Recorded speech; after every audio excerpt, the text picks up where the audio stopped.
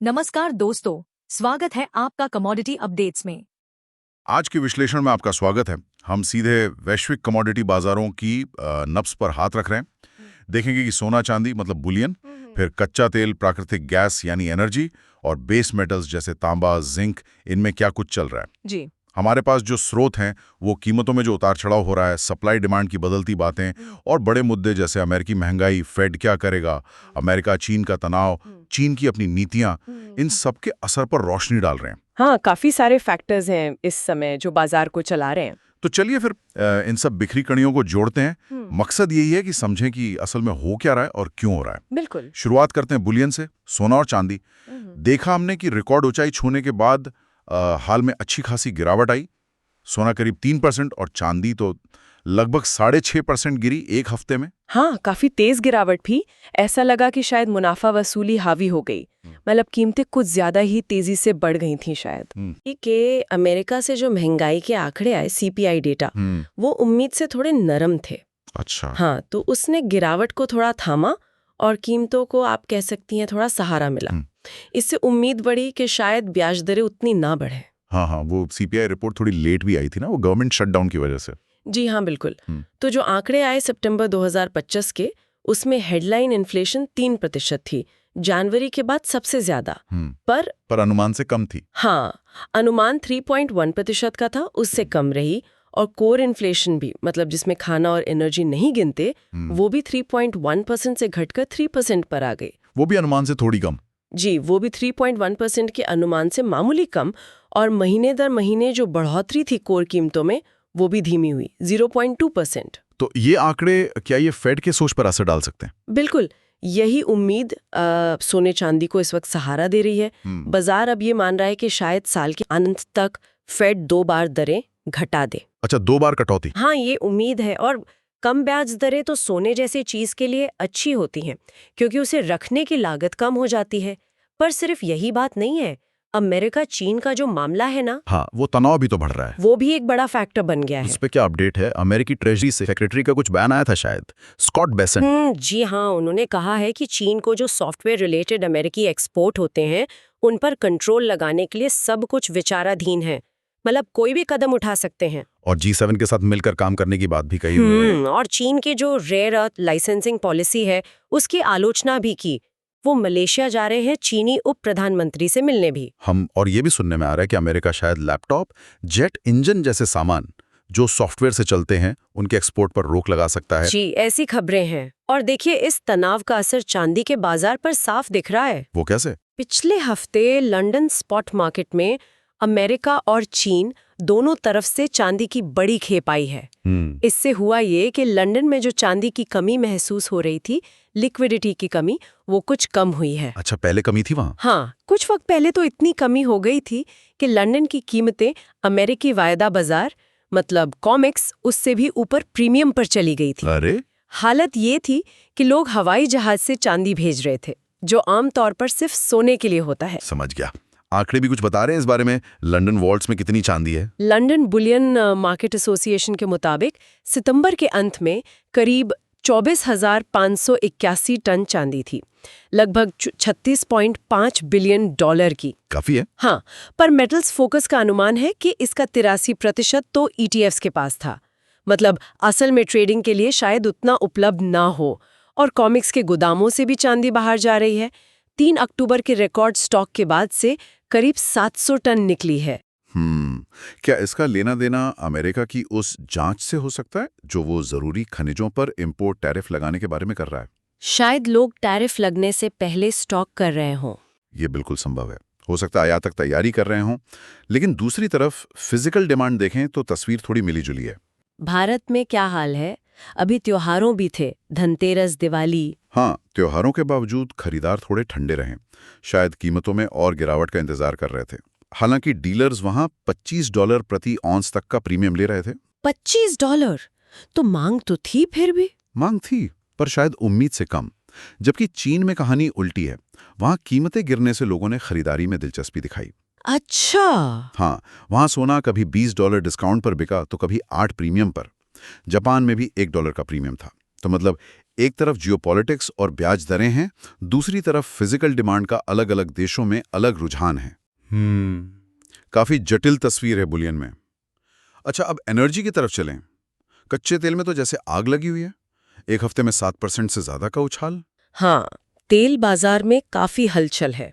मुख्य वजह क्या रही इसकी? सबसे बड़ी वजह है अमेरिका का रूस की 2 बड़ी तेल कंपनियों पर नए प्रतिबंध लगाना, रोसनेफ्ट और लुकोइल। अच्छा, ये बड़ी कंपनियां हैं। जी हाँ, ये दोनों मिलकर रूस के कुल तेल एक्सपोर्ट का लगभग आधा हिस्सा संभालती हैं और पुतिन सरकार के लिए कमाई का बहुत बड़ा जरिया है। अमेरिका और उसके सहयोगी यूक्रेन युद्ध को लेकर मॉस्को पर दबाव और बढ़ाना चाहते हैं। तो इसका असर सप्लाई पर पड़ेगा? बिल्कुल। खबर यह है कि इन प्रतिबंधों के बाद चीन की सरकारी तेल कंपनियों ने समुद्र के रास्ते रूसी तेल खरीदना बंद कर दिया है। अरे, और भारतीय रिफाइनर्स भी कह रहे हैं कि वो आयात कम करने का सोच रहे हैं। यूरोपियन यूनियन ने भी नए प्रतिबंध लगाए हैं रूस के एनर्जी इंफ्रास्ट्रक्चर पर। तो इन सब से वैश्विक सप्लाई में रुकावट की चिंता बढ़ गई है। और इसी माहौल में अमेरिका अपने स्ट्रैटेजिक पेट्रोलियम रिजर्व (SPR) के लिए तेल खरीद रहा है, 10 लाख बैरल।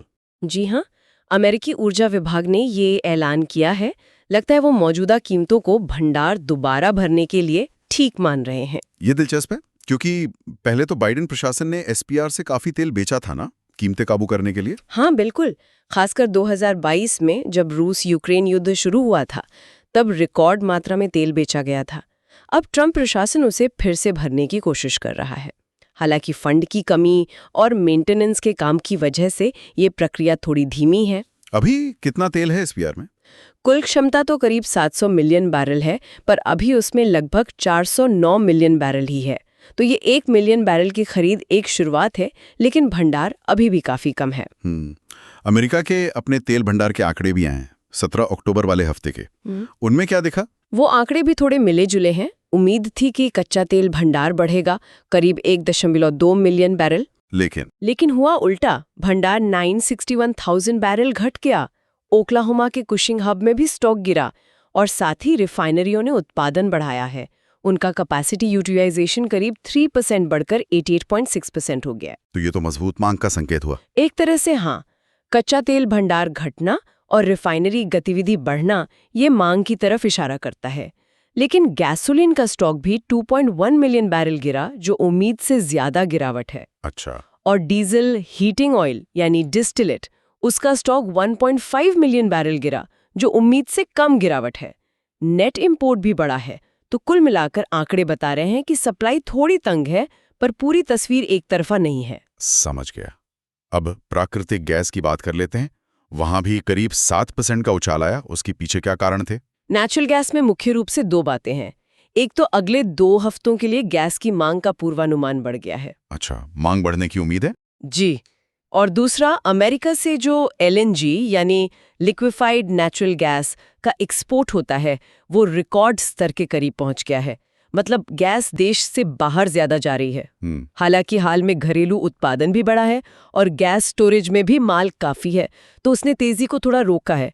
मौसम विभाग भी कह रहा है कि नवंबर की शुरुआत तक तापमान सामान्य के आसपास रहेगा। तो हीटिंग की मांग एकदम से नहीं बढ़ेगी? फिलहाल तो ऐसी उम्मीद नहीं है। और स्टोरेज के आंकड़े क्या कह रहे हैं? गैस भरी जा रही है या निकल रही है? 17 अक्टूबर को खत्म हफ्ते में कंपनियों ने स्टोरेज में 87 बिलियन क्यूबिक फीट गैस डाली। ये 83 BCF के अनुमान से ज्यादा थी। क्यों, मौसम नरम था इसलिए? हाँ बिल्कुल, हल्के मौसम की वजह से। इसका मतलब ये है कि गैस का भंडार पिछले साल के मुकाबले भी थोड़ा ज्यादा है और 5 साल के औसत से भी करीब 4.5% से ज्यादा है। तो सप्लाई की चिंता नहीं है ज्यादा? फिलहाल तो सप्लाई की स्थिति काफी आरामदायक दिख रही है। मांग बढ़ रही है हाँ, लेकिन भंडार भी पर्याप्त है। चलिए, आप बेस मेटल्स का रुख करते हैं। तांबे में हफ्ते भर में 1% से ज्यादा की बढ़त रही। क्या ये वो अमेरिका चीन राष्ट्रपति की मुलाकात की खबर और चीन के प्लेनम का असर है? बिल्कुल, मुझे लगता है ये दोनों खबरें तांबे के लिए अच्छी रहीं। देखिए, अमेरिका चीन के बीच बातचीत की उम्मीद बनती है तो व्यापार तनाव कम होने की आशा जगती है, जो औद्योगिक धातुओं के लिए हमेशा अच्छा होता है। सही बात है। और चीन की कम्युनिस्ट पार्टी ने भी अपने चौथे प्लेनम में कहा कि वो टेक इनोवेशन और घरेलू खपत बढ़ाने पर जोर देंगे। इससे भी धातुओं की मांग बढ़ने की उम्मीद बनती है। लेकिन चीन का अपना तांबा उत्पादन तो घटा है सितंबर में, महीने दर महीने? हाँ, ये एक विरोधाभास है। महीने दर महीने 2.7% घटा, हालांकि साल दर साल देखें तो 10% ज्यादा था। और एक और खबर इंडोनेशिया से है कि वो शायद अम्मान मिनरल को तांबा कॉन्सेंट्रेट एक्सपोर्ट करने की इजाजत फिर से दे दे। अब जिंक की बात करें, उसमें तो और भी ज्यादा, करीब 3% की तेजी आई। यहाँ क्या चल रहा है? जिंक में इतनी तेजी क्यों? जिंक की कहानी बिल्कुल अलग है। यहाँ मामला सप्लाई की भारी कमी का है। अच्छा। हाँ, कई महीनों से जो स्मेल्टर्स हैं, मतलब जिंक गलाने वाले प्लांट, वो उत्पादन की दिक्कतों से जूझ रहे हैं। इससे रिफाइंड जिंक की सप्लाई बहुत घट गई है। इसका असर दिख रहा है बाजार में? बहुत ज्यादा। लंदन मेटल एक्सचेंज LME पर देखिए, इस हफ्ते हाजिर यानी स्पॉट जिंक की कीमतें वायदा भाव से बहुत ऊंची प्रीमियम पर चली गईं। कैश जिंक कॉन्ट्रैक्ट 3 महीने के वायदा पर $279 प्रति टन के प्रीमियम पर ट्रेड कर रहा था। $279? जी, और कुछ दिन पहले तो ये $300 के भी पार चला गया था। ये कई दशकों का रिकॉर्ड है। इसे बाजार में बैकवर्डेशन कहते हैं, और ये साफ दिखाता है कि तत्काल सप्लाई की कितनी किल्लत है। मतलब व्यापारी माल ढूंढ रहे हैं? बिल्कुल। LME के गोदामों में जो बचा खुचा माल है, उसे हासिल करने के लिए होड़ मची हुई है। स्टॉक गिरकर 37,300 टन से भी कम रह गया है। और साल की शुरुआत में कितना था? साल की शुरुआत में 2,30,000 टन से ज्यादा था। बाप रे। तो जिंक में तो सप्लाई का संकट गहराता जा रहा है। अच्छा, लेड में क्या हुआ? वहां तो बढ़त बहुत मामूली रही, करीब 0.20%। हाँ, लेड की तस्वीर थोड़ी उलझी हुई है। एक खबर आई कि अगस्त में लेड बाजार घाटे में चला गया, करीब 2,500 टन के, जबकि जुलाई में सरप्लस था। तो ये तो बढ़त का कारण होना चाहिए था। हाँ, लेकिन अगर साल के पहले 8 महीनों का आंकड़ा देखें तो कुल मिलाकर अभी भी 51,000 टन का सरप्लस है, जबकि पिछले साल इसी दौरान घाटा था। ओह, तो मिला जुला संकेत है यह तो। बिल्कुल। एक महीने का घाटा पूरी कहानी नहीं कहता। और यहीं पर चीन की अर्थव्यवस्था की चाल अहम हो जाती है। हाँ, चीन का GDP डेटा भी तो आया था, Q3 का। कैसा रहा वो? वो थोड़ा धीमा रहा। 2025 की तीसरी तिमाही में ग्रोथ 4.8% रही साल दर साल। दूसरी तिमाही में 5.2% थी। तो ये तो 2024 Q3 के बाद सबसे धीमी ग्रोथ है। जी हाँ, हालांकि ये बाजार के अनुमान के मुताबिक ही था, लेकिन ये दिखाता है कि अमेरिका से ट्रेड वॉर का असर, प्रॉपर्टी मार्केट की सुस्ती, कमजोर घरेलू मांग, ये सब चीन की ग्रोथ को धीमा कर रहे हैं। और चीन की धीमी ग्रोथ का मतलब बेस मेटल्स की मांग पर असर? बिल्कुल, सीधा असर पड़ता है। एल्यूमिनियम में भी तेजी रही, करीब 1.64% की बढ़त। वहां आइसलैंड में सेंचुरी एल्यूमिनियम के प्लांट में उत्पादन घटने की खबर थी। क्या वो मुख्य कारण रहा? वो एक जरूरी कारण है, हाँ। बिजली उपकरण फेल होने से उस प्लांट का उत्पादन 2/3 घट गया। लेकिन एल्यूमिनियम में सप्लाई की चिंताएं और भी हैं। जैसे कि? देखिए, चीन दुनिया का सबसे बड़ा उत्पादक है। उसने अपनी 45 मिलियन टन की सालाना उत्पादन सीमा तय कर रखी है, और लगता है इस साल वो सीमा पार हो जाएगी। अच्छा। और इससे भी बड़ी बात यह है कि बीजिंग ने 2025 और 2026 के लिए बेस मेटल्स के उत्पादन में बढ़ोतरी का लक्ष्य घटाकर सिर्फ 1.5% सालाना कर दिया है। पहले ये लक्ष्य 5% था। 5% से सीधा 1.5%? क्यों? ये चीन की एंटी इन्वोल्यूशन पॉलिसी का हिस्सा है। वो जरूरत से ज्यादा क्षमता बढ़ाने पर रोक लगाकर डिफ्लेशन यानी कीमतों में गिरावट के दबाव को कम करना चाहते हैं। और ऊपर से एल्कोआ ने ऑस्ट्रेलिया में अपनी क्विनेना एल्यूमिना रिफाइनरी बंद करने की घोषणा की है, क्योंकि वहां बॉक्साइट की क्वालिटी गिर गई है। तो ये सब मिलकर एल्यूमिनियम की सप्लाई पर दबाव बना रहे हैं। समझ गया। और आखिर में चीन की सेंट्रल बैंक PBOC ने भी कुछ कहा है मॉनेटरी पॉलिसी के बारे में? हाँ, PBOC ने कहा है कि वो आर्थिक हालात देखकर अपनी मॉनेटरी पॉलिसी की चाल तय करेंगे, ताकि स्थिर विकास बना रहे। मतलब वो जरूरत के हिसाब से कदम उठाएंगे। कोई बड़े राहत पैकेज की उम्मीद नहीं? तुरंत शायद नहीं। वो युआन की एक्सचेंज रेट को भी स्थिर रखने और उसके अंतर्राष्ट्रीय इस्तेमाल को बढ़ाने की बात कर रहे हैं। साथ ही प्रॉपर्टी बाजार और लोकल सरकारी कर्जों से जुड़े जोखिमों पर भी नजर रखेंगे। मतलब वो सतर्क हैं, लेकिन शायद नपे तुले कदम उठाएंगे। तो आज हमने बुलियन, एनर्जी और बेस मेटल्स में काफी कुछ उथल-पुथल देखी। एक बात तो बिल्कुल साफ है कि अमेरिकी आर्थिक आंकड़े, फेड की पॉलिसी, अमेरिका चीन के रिश्ते, रूस पर लगे प्रतिबंध और खुद चीन की अपनी नीतियां, ये सब मिलकर इन बाजारों की दिशा तय कर रहे हैं। बिल्कुल सही कहा। हर कमोडिटी की अपनी एक अलग कहानी चल रही है। जैसे जिंक में सप्लाई की किल्लत है, तो कच्चे तेल पर जियोपॉलिटिक्स हावी है, सोने पर ब्याज दरों का असर है, लेकिन ये सब कहीं ना कहीं एक बड़े वैश्विक ताने बाने में एक दूसरे से जुड़े हुए हैं। हाँ, एक जगह कुछ होता है तो उसका असर दूसरी जगह दिखता जरूर है। जी हाँ। आज के विश्लेषण से यही मुख्य बातें निकलकर सामने आती हैं। और जाते जाते एक सवाल मन में आता है सोचने के लिए कि ये जो हम रोज कीमतों का उतार चढ़ाव और नीतियों की घोषणाएं देख रहे हैं, क्या इनके पीछे सप्लाई, डिमांड और वैश्विक व्यापार के तरीकों में कोई ज्यादा बुनियादी, कोई लंबा चलने वाला बदलाव भी धीरे धीरे अपनी जगह बना रहा है? ये बहुत दिलचस्प सवाल है। क्या ये आने वाले सालों में इन बाजारों की पूरी शक्ल बदल सकता है? इस पर नजर बनाए रखना वाकई दिलचस्प होगा। बिल्कुल, देखना होगा कि ये शॉर्ट टर्म बातें हैं या लॉन्ग टर्म ट्रेंड्स की शुरुआत।